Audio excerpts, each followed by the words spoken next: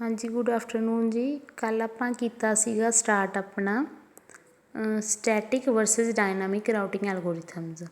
ਤਾਂ ਕੱਲ੍ਹ ਆਪਾਂ ਦੋਨਾਂ ਦੀਆਂ ਆਪਾਂ ਡੈਫੀਨੇਸ਼ਨਸ ਕਰ ਲਈਆਂ। ਸਟੈਟਿਕ ਰਾਊਟਿੰਗ ਐਲਗੋਰਿਥਮ ਕੀ ਹੁੰਦੇ ਹੈ, ਡਾਇਨਾਮਿਕ ਕੀ ਹੁੰਦੇ ਆ। ਤਾਂ ਅੱਜ ਆਪਾਂ ਸਟੈਟਿਕ ਰਾਊਟਿੰਗ ਐਲਗੋਰਿਥਮ ਸਟਾਰਟ ਕਰਨ ਜਾ ਰਹੇ ਹਾਂ।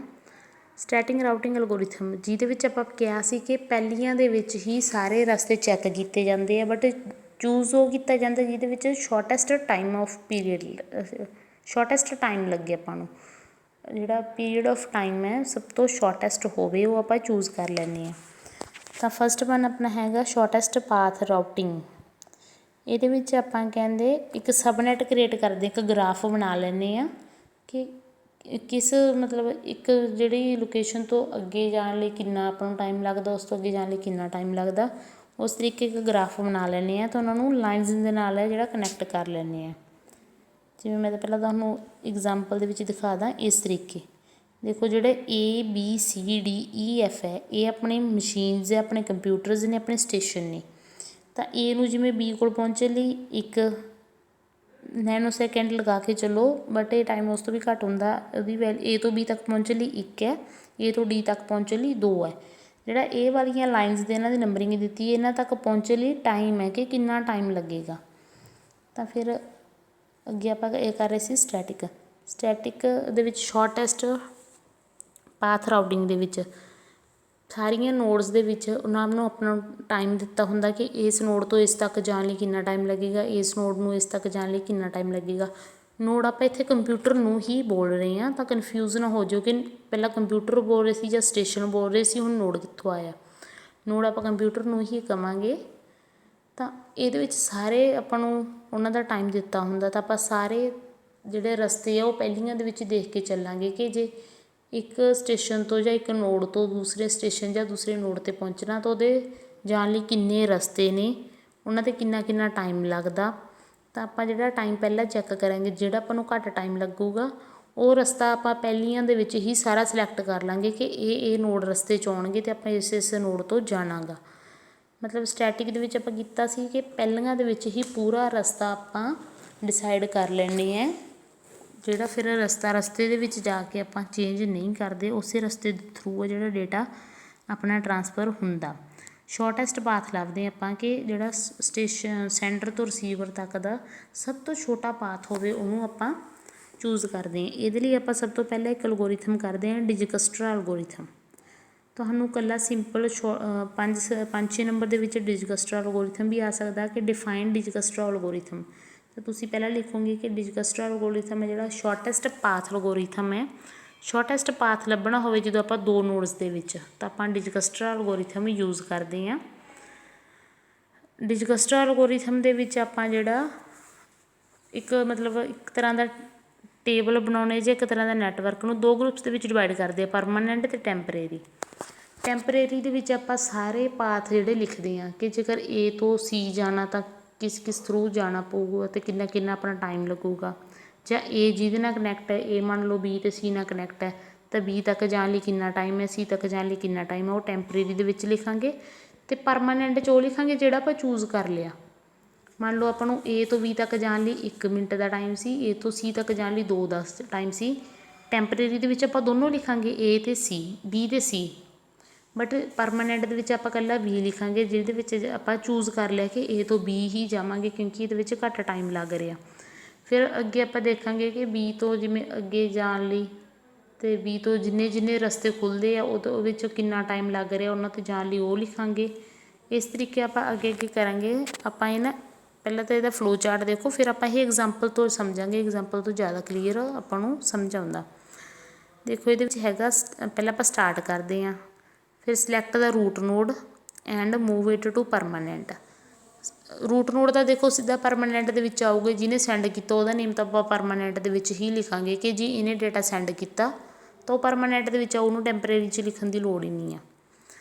ਫਿਰ ਆਪਾਂ ਉਹਦੇ ਨੇਬਰਸ ਦੇਖਾਂਗੇ ਅਤੇ ਉਹਨਾਂ ਨੂੰ ਟੈਂਪਰੇਰੀ ਦੇ ਵਿੱਚ ਲਿਖਾਂਗੇ। ਪਹਿਲਾਂ ਨੇਬਰਸ ਕਿਹੜੇ ਕਿਹੜੇ ਨੇ ਰੂਟ ਨੋਡ ਦੇ, ਟੈਂਪਰੇਰੀ ਦੇ ਵਿੱਚ ਲਿਖਾਂਗੇ। ਫਿਰ ਉਹਨਾਂ 'ਚ ਜਿਹੜਾ ਡਿਸਾਈਡ ਹੋ ਗਿਆ ਕਿ ਜਿਹਦੇ ਵਿੱਚ ਸ਼ੋਰਟੈਸਟ ਪਾਥ ਹੈ ਉਹਨੂੰ ਆਪਾਂ ਨੈਕਸਟ ਲਾਈਨ ਦੇ ਵਿੱਚ ਲਿਆ ਕੇ ਆਪਣੇ ਪਰਮਾਨੈਂਟ ਦੇ ਵਿੱਚ ਲਿਖ ਦਾਂਗੇ ਅਤੇ ਫਿਰ ਅੱਗੇ ਉਹਦੇ ਜਿਹੜੇ ਨੇਬਰਸ ਹੋਣਗੇ ਉਹਨਾਂ ਨੂੰ ਟੈਂਪਰੇਰੀ ਦੇ ਵਿੱਚ ਲਿਖਣਾ ਸ਼ੁਰੂ ਕਰ ਦਾਂਗੇ। ਇਸ ਤਰੀਕੇ ਜਿਹੜੇ ਸ਼ੋਰਟੈਸਟ ਪਾਥ ਹੋਣਗੇ ਉਹਨਾਂ ਨੂੰ ਆਪਾਂ ਟੈਂਪਰੇਰੀ ਦੇ ਵਿੱਚ ਤਾਂ ਲਿਖਾਂਗੇ ਨਾਲ ਦੀ ਨਾਲ ਪਰਮਾਨੈਂਟ ਵਾਲੀ ਸਾਈਡ ਲਿਖਦੇ ਰਹਾਂਗੇ। ਤਾਂ ਇਸ ਤਰੀਕੇ ਜਿਹੜਾ ਪੂਰਾ ਜਿਹੜਾ ਹੈਗਾ ਪਾਥ ਆਪਾਂ ਕੱਢ ਲਵਾਂਗੇ ਜਿੰਨੇ ਵੀ ਪਾਥ ਨਿਕਲਣਗੇ। ਫਿਰ ਜਦੋਂ ਟੈਂਪਰੇਰੀ ਜਿਹੜਾ ਖਾਲੀ ਹੋ ਗਿਆ, ਟੈਂਪਰੇਰੀ ਦੇ ਵਿੱਚ ਕੁਛ ਵੀ ਨਾ ਬਚਿਆ, ਕਿਉਂਕਿ ਜਿਹੜਾ ਆਪਾਂ ਪਰਮਾਨੈਂਟ ਦੇ ਵਿੱਚ ਲਿਖ ਲਿਆ ਕਰਾਂਗੇ ਉਹ ਆਪਾਂ ਟੈਂਪਰੇਰੀ ਦੇ ਵਿੱਚੋਂ ਡਿਲੀਟ ਕਰ ਦਿਆ ਕਰਾਂਗੇ। ਜਦੋਂ ਟੈਂਪਰੇਰੀ ਵਾਲੀ ਸਾਈਡ ਹੈ ਜਿਹੜੀ ਆਪਣੀ ਟੇਬਲ ਦੀ ਉਹ ਖਾਲੀ ਹੋ ਗਈ ਤਾਂ ਆਪਾਂ ਸਟੋਪ ਕਰ ਦਾਂਗੇ। ਤਾਂ ਮਤਲਬ ਕਿ ਆਪਣਾ ਪਾਥ ਲੱਭ ਗਿਆ। ਜੇਕਰ ਉਹਦੇ ਵਿੱਚ ਟੈਂਪਰੇਰੀ ਦੇ ਵਿੱਚ ਹਲੇ ਵੀ ਕੁਛ ਬਾਕੀ ਬਚ ਗਿਆ ਤਾਂ ਆਪਾਂ ਫਿਰ ਜਿਹੜਾ ਅੱਗੇ ਹੈ ਸਿਸਟਮ ਵਾਪਸ ਚਲਾ ਦਾਂਗੇ ਕਿ ਉਹਦੇ ਜਿਹੜੇ ਗੁਆਂਢੀ ਹੈਗੇ ਨੇ ਉਹ ਲੱਭੋ ਅਤੇ ਉਹਨਾਂ ਦਾ ਸ਼ੋਰਟੈਸਟ ਪਾਥ ਲੱਭੋ। ਦੇਖੋ ਇਹ ਵਾਲੀ ਆਪਾਂ ਨੂੰ ਐਗਜ਼ਾਮਪਲ ਦਿੱਤੀ ਹੈ। Using the Dijkstra algorithm let us find the shortest path from node A to F। The cost to reach a particular node. ਦੇਖੋ A ਤੋਂ F ਤੱਕ ਜਾਣਾ ਆਪਾਂ ਨੂੰ ਸਾਰੇ ਜਿਹੜੇ ਹੈਗੇ ਨੇ ਰਸਤੇ ਦੇ ਟਾਈਮ ਦਿੱਤਾ ਹੋਇਆ ਕਿ ਕਿਹੜੇ ਰਸਤੇ ਤੋਂ ਕਿੰਨਾ ਟਾਈਮ ਲੱਗੂਗਾ। ਨੀਚੇ ਟੇਬਲ ਦੇ ਵਿੱਚ ਲਿਖੋ। ਦੇਖੋ ਇੱਕ ਪਰਮਾਨੈਂਟ ਲਿਖਿਆ, ਇੱਕ ਟੈਂਪਰੇਰੀ ਲਿਖਿਆ। ਪਰਮਾਨੈਂਟ ਨੂੰ ਆਪਾਂ P ਨਾਲ ਡਿਫਾਈਨ ਕਰਦੇ ਹਾਂ, ਟੈਂਪਰੇਰੀ ਨੂੰ ਆਪਾਂ T ਨਾਲ ਡਿਫਾਈਨ ਕਰਦੇ ਹਾਂ। ਰੂਟ ਨੋਡ ਕਿਹੜਾ ਹੋ ਗਿਆ ਆਪਣਾ A, ਜਿੱਥੋਂ ਆਪਾਂ ਸਟਾਰਟ ਹੋ ਰਹੇ ਹਾਂ। ਤਾਂ ਰੂਟ ਨੋਡ ਨੂੰ ਆਪਾਂ ਪਰਮਾਨੈਂਟ ਦੇ ਵਿੱਚ ਲਿਖਿਆ ਏ, ਟੈਂਪਰੇਰੀ ਦੇ ਵਿੱਚ ਫਿਰ ਆਪਾਂ ਲਿਖਿਆ ਦੇਖੋ A ਤੋਂ B ਜਾ ਸਕਦੇ ਹਾਂ, 1 ਮਿੰਟ ਦਾ ਟਾਈਮ ਹੈ। A ਤੋਂ D ਜਾ ਸਕਦੇ ਹਾਂ, 2 ਮਿੰਟ ਦਾ ਟਾਈਮ ਹੈ। ਇਹ ਹੈ ਦੋਨਾਂ ਹੀ ਕਨੈਕਟ ਹੈ B ਅਤੇ D ਨਾਲ। ਤਾਂ ਆਪਾਂ ਲਿਖਣ ਦਾ ਤਰੀਕਾ ਦੇਖ ਲਓ। ਇਸ ਤਰੀਕੇ ਲਿਖਾਂਗੇ ਕਿ B ਬਾਹਰ ਹੈ, ਵਿੱਚ A ਹੈ ਕਿ B ਕੀ ਤੋਂ ਗਏ A ਤੋਂ ਗਏ ਤਾਂ ਕਿੰਨਾ ਟਾਈਮ ਹੈ 1 ਹੈ। ਫਿਰ D ਵੀ ਬਾਹਰ ਹੈ ਬਰੈਕਟ ਤੋਂ, A ਹੈ ਜਿਹੜਾ ਬਰੈਕਟ ਦੇ ਵਿੱਚ ਹੈ ਕਿੰਨਾ ਟਾਈਮ ਹੈ 2 ਆ। ਇਸ ਤੋਂ ਬਾਅਦ ਦੇਖੋ ਨੈਕਸਟ ਲਾਈਨ ਦੇ ਵਿੱਚ ਆਪਾਂ ਦੇਖਿਆ B ਤੱਕ 1 ਹੈ, D ਤੱਕ 2 ਹੈ ਤਾਂ ਆਪਾਂ B ਵਾਲਾ ਬਾਹਰ ਲਿਖ ਲਿਆ ਪਰਮਾਨੈਂਟ ਦੇ ਵਿੱਚ। ਤਾਂ ਟੈਂਪਰੇਰੀ 'ਚੋਂ B ਵਾਲਾ ਡਿਲੀਟ ਹੋ ਗਿਆ। ਫਿਰ ਆਪਾਂ B ਤੋਂ ਚੈੱਕ ਕੀਤਾ ਕਿ B ਦੇ ਕਿਹੜੇ ਕਿਹੜੇ ਨੇਬਰ ਨੇ। B ਦੇ ਨੇਬਰ ਹੈਗੇ ਨੇ ਜੀ C। ਇੱਕ ਤਾਂ ਫਿਰ D ਵਾਲਾ ਰਹਿ ਗਿਆ ਪਹਿਲਾਂ ਜਿਹੜਾ ਟੈਂਪਰੇਰੀ ਦੇ ਵਿੱਚ ਸੀ। ਟੈਂਪਰੇਰੀ 'ਚ ਇੱਕ D ਵਾਲਾ ਰਹਿ ਗਿਆ, ਇੱਕ C ਵਾਲਾ ਨਵਾਂ ਐਡ ਹੋ ਗਿਆ। ਦੇਖੋ C ਤੱਕ ਜਾਣ ਲਈ ਆਪਾਂ ਨੂੰ 1 ਮਿੰਟ ਲੱਗਦਾ, D ਤੱਕ ਜਾਣ ਲਈ ਫਿਰ ਹਲੇ ਵੀ 2 ਪਏ ਆ। ਤਾਂ ਆਪਾਂ ਫਿਰ ਨੈਕਸਟ ਦੇ ਵਿੱਚ C ਨੂੰ ਹੈ ਜਿਹੜਾ ਆਪਾਂ C ਦੇ ਵਿੱਚ ਜਾਣ ਲਈ ਵੀ ਆਪਾਂ ਨੂੰ 2 ਹੀ ਲੱਗ ਰਿਹਾ, ਕਿਉਂਕਿ ਇੱਕ A ਤੋਂ B ਤੱਕ, B ਤੋਂ C ਤੱਕ ਇਹ ਵੀ 2 ਹੋ ਗਏ। ਤਾਂ A ਤੋਂ ਜੇ ਹੁਣ ਆਪਾਂ D ਤੱਕ ਜਾਣਾ ਤਾਂ ਵੀ 2 ਹੈ, C ਤੱਕ ਜਾਣਾ ਤਾਂ ਵੀ 2 ਹੈ A ਤੋਂ। ਤਾਂ ਫਿਰ ਆਪਾਂ ਪ੍ਰੈਫਰੈਂਸ ਪਹਿਲਾਂ D ਨੂੰ ਦੇਵਾਂਗੇ ਕਿਉਂਕਿ D ਪਹਿਲਾਂ ਆਇਆ ਸੀਗਾ। ਤਾਂ D ਬਾਹਰ ਹੋ ਗਿਆ ਇੱਥੇ ਜਾ ਕੇ, C ਅੰਦਰ ਰਹਿ ਗਿਆ ਅਤੇ ਇੱਕ ਅੱਗੇ ਆਪਾਂ D ਤੋਂ ਦੇਖ ਲਿਆ, ਚੈੱਕ ਕਰ ਲਿਆ ਕਿ ਉਹਦੇ ਨੇਬਰਸ ਕਿਹੜੇ ਨੇ। D ਦੇ ਨੇਬਰ ਸੀਗਾ E ਤੱਕ ਜਾਣ ਲਈ ਇਹ 4 ਦਾ ਟਾਈਮ ਲੱਗਦਾ। ਅਤੇ ਫਿਰ ਦੇਖੋ C ਜਿਹੜਾ ਹੈਗਾ ਉਹਦਾ ਘੱਟ ਟਾਈਮ ਹੈ ਤਾਂ ਆਪਾਂ ਇੱਥੇ ਨੀਚੇ ਇਹਦੇ ਵਿੱਚ C ਹੈ ਜਿਹੜਾ ਬਾਹਰ ਕੱਢ ਲਿਆ ਤਾਂ C ਉੱਧਰੋਂ ਰਿਮੂਵ ਹੋ ਗਿਆ। ਅੱਗੇ ਆਪਾਂ ਚੈੱਕ ਕੀਤਾ ਕਿ ਜੇਕਰ C ਤੋਂ E ਜਾਂਦੇ ਹਾਂ ਤਾਂ 3 ਦਾ ਟਾਈਮ ਲੱਗਦਾ, D ਤੋਂ E ਜਾਂਦੇ ਹਾਂ ਤਾਂ 4 ਦਾ ਟਾਈਮ ਲੱਗਦਾ। ਤਾਂ ਆਪਾਂ ਜਿਹੜਾ 3 ਵਾਲਾ C ਤੋਂ E ਜਿਹੜਾ 3 ਜਾਂਦੇ ਹਾਂ ਉਹਨੂੰ ਆਪਾਂ ਸਿਲੈਕਟ ਕੀਤਾ, ਉਹ ਜਿਹੜਾ ਆਪਣਾ ਟੈਂਪਰੇਰੀ ਤੋਂ ਬਾਹਰ ਆ ਗਿਆ। ਅਤੇ ਫਿਰ ਜਿਹੜਾ ਆਪਣਾ ਹੈਗਾ ਗਾ ਟੈਂਪਰੇਰੀ ਵਾਲੇ ਵਿੱਚ E ਤੋਂ F ਵਾਲਾ ਰਹਿ ਗਿਆ 6 ਹੈ ਅਤੇ E ਤੋਂ F ਵਾਲਾ ਰਹਿ ਗਿਆ 7 ਹੈ। ਤਾਂ ਆਪਾਂ E ਤੋਂ F ਵਾਲੇ ਨੂੰ ਹੈ ਜਿਹੜਾ 6 ਵਾਲੇ ਨੂੰ ਉਹਨੂੰ ਬਾਹਰ ਕੱਢ ਲਿਆ। ਤਾਂ ਫਿਰ ਦੇਖੋ ਸਾਰੇ ਟਰਾਵਰਸ ਹੋ ਗਏ A B C D E F। ਇਹ ਵਾਲੇ ਡਾਇਗਰਾਮ ਦੇ ਵਿੱਚ ਟੇਬਲ ਦੇ ਵਿੱਚ ਸਾਰੇ ਟਰਾਵਰਸ ਹੋ ਗਏ। ਤਾਂ ਉੱਧਰੋਂ ਐਮਪਟੀ ਹੋ ਗਿਆ, ਖਾਲੀ ਹੋ ਗਿਆ, ਆਪਾਂ ਨੂੰ ਸ਼ੋਰਟੈਸਟ ਪਾਥ ਮਿਲ ਗਿਆ। ਉਹ ਐਮਪਟੀ ਹੋ ਗਿਆ ਤਾਂ ਆਪਾਂ ਰੁਕ ਜਾਵਾਂਗੇ, ਜੇਕਰ ਉਹ ਐਮਪਟੀ ਨਾ ਹੁੰਦਾ ਤਾਂ ਆਪਾਂ ਸ਼ੋਰਟੈਸਟ ਪਾਥ ਫਿਰ ਲੱਭਦੇ। ਇਹ ਹੈਗਾ ਡਿਜਕਸਟਰਾ ਐਲਗੋਰਿਥਮ ਕਿ ਆਪਾਂ ਹਰ ਇੱਕ ਨੋਡ ਨੂੰ ਟਰਾਵਰਸ ਕਰਨਾ, ਕੋਈ ਵੀ ਨੋਡ ਆਪਾਂ ਖਾਲੀ ਨਹੀਂ ਛੱਡਣੀ, ਹਰ ਇੱਕ ਨੋਡ 'ਤੇ ਜਾਣਾ ਅਤੇ ਸ਼ੋਰਟੈਸਟ ਪਾਥ ਵੀ ਲੱਭਣਾ। ਤਾਂ ਇਸ ਤਰੀਕੇ ਆਪਣਾ ਡਿਜਕਸਟਰਾ ਐਲਗੋਰਿਥਮ ਹੋ ਗਿਆ। ਕਈ ਵਾਰ ਤੁਹਾਨੂੰ ਹੋ ਸਕਦਾ ਕਿ ਉਹ ਆਪਣੇ ਕੋਲੋਂ ਇੱਕ ਡਾਇਗਰਾਮ ਪਾ ਦੇਣ ਕਿ ਇਹਦੇ 'ਤੇ ਡਿਜਕਸਟਰਾ ਐਲਗੋਰਿਥਮ ਹੈ ਜਿਹੜਾ ਅਪਲਾਈ ਕਰੋ, ਤਾਂ ਤੁਸੀਂ ਇਸ ਤਰੀਕੇ ਉਸ 'ਤੇ ਵੀ ਅਪਲਾਈ ਕਰ ਸਕਦੇ ਹੋ। ਸੈਕਿੰਡ ਆ ਗਿਆ ਜੀ ਆਪਣਾ ਫਲੋਡਿੰਗ ਦੀ ਨਾ ਆਪਾਂ ਨੂੰ ਡਾਇਗਰਾਮ ਨਹੀਂ ਦਿੱਤੀ ਹੋਈ ਸੀਗੀ ਬੁੱਕ 'ਤੇ। ਤਾਂ ਮੈਂ ਇਹ ਜਿਹੜੀ ਨੀਚੇ ਪੈਨਸਿਲ ਨਾਲ ਬਣਾਈ ਹੈ ਨਾ, A ਤੋਂ B ਜਾ ਰਿਹਾ ਇੱਕ ਲਾਈਨ, A ਤੋਂ C ਜਾ ਰਹੀ ਹੈ ਅਤੇ B ਦੇ C ਦੇ ਵਿਚਾਲੇ ਇੱਕ ਲਾਈਨ ਹੈ, ਫਿਰ B ਅਤੇ C ਤੋਂ ਦੋਨੋਂ ਤੋਂ D ਤੋਂ ਲਾਈਨ ਜਾ ਰਹੀ ਹੈ। ਇਹ ਆਪਾਂ ਡਾਇਗਰਾਮ ਬਣਾਵਾਂਗੇ ਅਤੇ ਇਸੇ ਤੋਂ ਹੀ ਆਪਾਂ ਸਮਝਾਂਗੇ ਕਿ ਫਲੱਡਿੰਗ ਦੇ ਵਿੱਚ ਕੀ ਹੁੰਦਾ। ਫਲੱਡਿੰਗ ਦੇ ਵਿੱਚ ਇਹ ਨਹੀਂ ਹੁੰਦਾ ਕਿ ਆਪਾਂ ਸ਼ੋਰਟੈਸਟ ਪਾਥ ਲੱਭਾਂਗੇ, ਇਹਦੇ ਵਿੱਚ ਹੁੰਦਾ ਕਿ ਡੇਟਾ ਜਿੰਨੇ ਵੀ ਪਾਥ ਹੈਗੇ ਸਟਾਰਟ ਤੋਂ ਡੇਟਾ ਭੇਜ ਦਿਓ ਸਾਰਿਆਂ 'ਤੇ ਪਾਥਾਂ 'ਤੇ, ਜਿਹੜੇ ਪਾਥ ਉੱਪਰ ਦੀ ਪਹਿਲਾਂ ਪਹੁੰਚ ਗਿਆ। ਮਤਲਬ ਇੱਕ ਤਰ੍ਹਾਂ ਦਾ ਫਲੱਡਿੰਗ ਤਾਂ ਹੀ ਕਿਹਾ ਨਾ।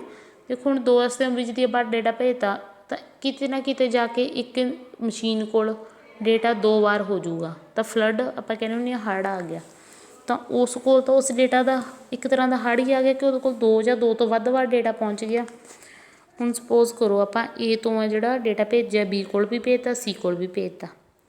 ਹੁਣ ਬੀ ਅਤੇ ਸੀ ਨੇ ਦੋਨਾਂ ਨੂੰ ਡੀ ਨੂੰ ਸੇਮ ਡੇਟਾ ਭੇਜਦਾ, ਤਾਂ ਡੀ ਕੋਲ ਤਾਂ ਇੱਕ ਤਰ੍ਹਾਂ ਦਾ ਉਸ ਡੇਟਾ ਦਾ ਫਲੱਡ ਹੋ ਗਿਆ ਕਿ ਡੀ ਕੋਲ 2 ਵਾਰ ਡੇਟਾ ਆ ਗਿਆ ਜੀ, ਫਲੱਡ ਹੋ ਗਿਆ। ਇਸ ਕਰਕੇ ਇਸ ਦਾ ਨੇਮ ਹੀ ਫਲੱਡਿੰਗ ਹੈ। ਬਟ ਇਹਦੇ ਵਿੱਚ ਕੁਛ ਕੁ ਟੈਕਨੀਕ ਯੂਜ਼ ਕੀਤੀ ਜਾਂਦੀ ਹੈ ਕਿ ਫਲੱਡਿੰਗ ਨੂੰ ਰੋਕਿਆ ਜਾ ਸਕੇ।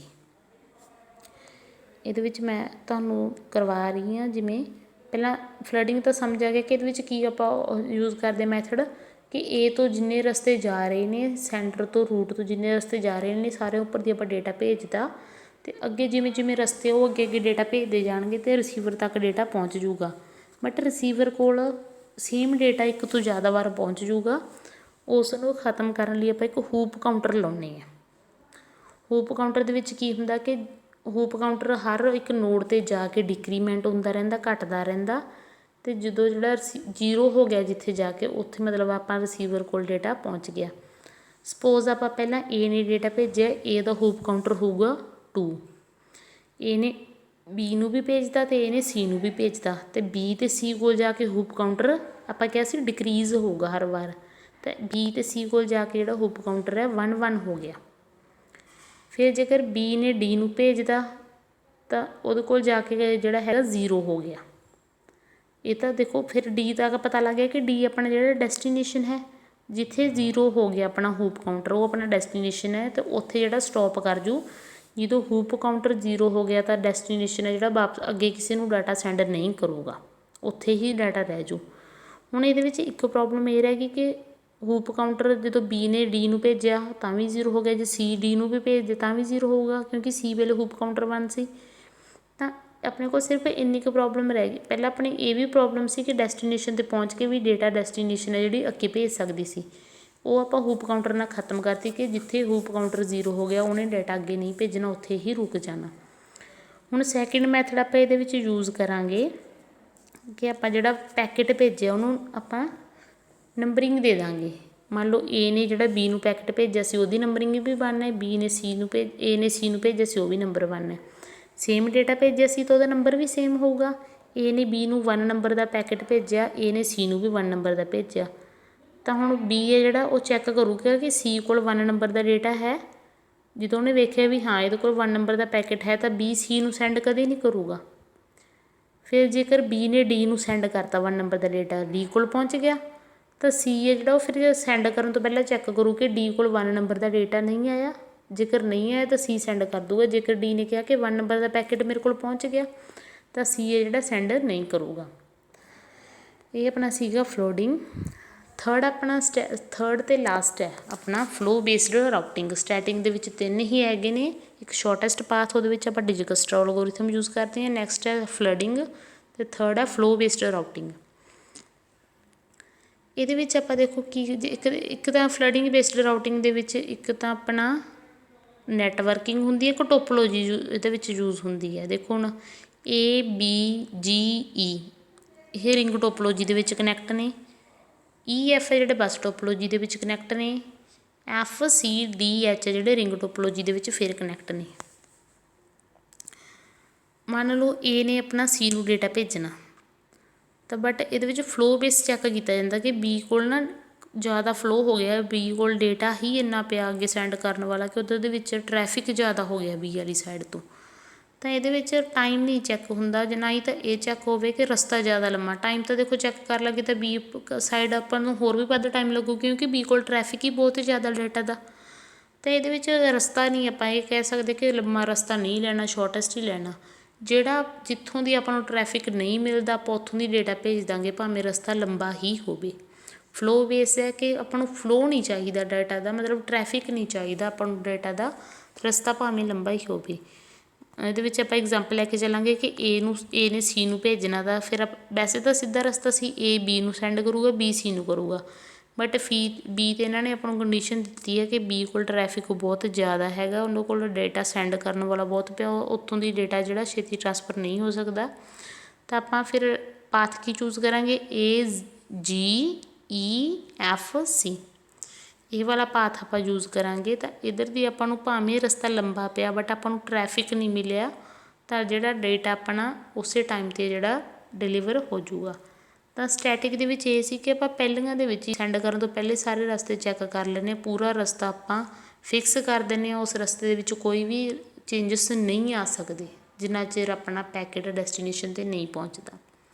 ਨੈਕਸਟ ਜੀ ਆਪਾਂ ਕਰਾਂਗੇ ਡਾਇਨਾਮਿਕ ਰਾਊਟਿੰਗ ਐਲਗੋਰਿਥਮ। ਉਹਦੇ ਵਿੱਚ ਆਪਾਂ ਕਰਾਂਗੇ ਕਿ ਸਰਕਮਟਾਂਸਿਸ ਦੇ ਅਕੋਰਡਿੰਗ ਜਿਹੜਾ ਪੈਕੇਟ ਆਪਣਾ ਰਸਤਾ ਬਦਲ ਲਿਆ ਕਰਨਗੇ। ਰਾਊਟਿੰਗ ਐਲਗੋਰਿਥਮ ਇਹੀ ਹੈ ਜੇ ਚੂਜ਼ ਕਰਾਂਗੇ ਕਿ ਰਸਤੇ ਵਿੱਚ ਜਾਂਦੇ ਜਾਂਦੇ ਹੀ ਉਹ ਆਪਣਾ ਰਸਤਾ ਬਣਾਉਂਦੇ ਜਾਣਗੇ ਕਿ ਹੁਣ ਕਿੱਧਰ ਜਾਣਾ, ਹੁਣ ਕਿੱਧਰ ਜਾਣਾ। ਆਪਣਾ ਸਟੈਟਿਕ ਰਾਊਟਿੰਗ ਐਲਗੋਰਿਥਮ ਇੰਨਾ ਹੀ ਸੀ ਜਿਹਦੇ ਵਿੱਚ 3 ਤਰ੍ਹਾਂ ਦੇ ਹੀ ਆਪਾਂ ਐਲਗੋਰਿਥਮ ਯੂਜ਼ ਕੀਤੇ ਸੀ। Thanks you.